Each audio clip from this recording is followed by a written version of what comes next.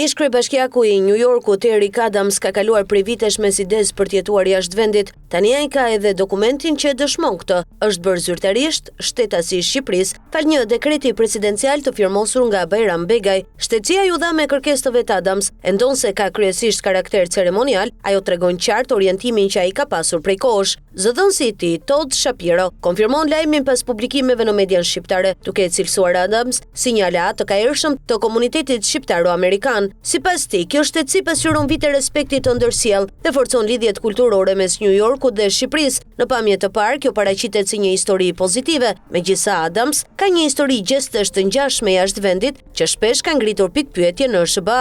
Shumë kohë përpara se të humbiste garën për një tjetër mandat, Adams kishte sinjalizuar dëshirën për t'u larguar. Ai e përshkruante veten si një kryebashkiak ndërkombëtar. Djali i tij rritur jetonte në Shqipëri, ku mori pjesë në versionin vendas të American Idol. Në tetor, Adams vizitoi vetë Shqipërinë në një nga disa udhëtimet ndërkombëtare në muajt e fundit të mandatit, duke e përshkruar vizitën me një gjuhë që shpesh impresiononte mikpritësit, por linte konfuz votuesit e tij. Shqipëria nuk ishte rasti i parë i një lidhjeje të tillë. Në vitin 2018, si presidenti i Bashkisë së Brooklyn, ai deklaroi në një event të komunitetit Azerbajxhanas se planifikonte të tërhiqej në Baku. Më vonë, ai përmendi lartësitë e Golanit si destinacionin e tij të ëndrave, pavarësisht nëse këto deklarata ishin bindje personale apo përshtatje me audiencën, modeli mbetet i njëjtë. Ideja e largimit ka qenë pjesë e vazhdueshme e profilit të tij. Angazhimi i tij ndërkombëtar nuk ka kaluar pa pasojë. Një akt akuzë federale akuzonte për përfitime të papërshtatshme nga shtetas të huaj, me vëmendje të veçantë ndaj udhëtimeve të shpeshta në Turqi.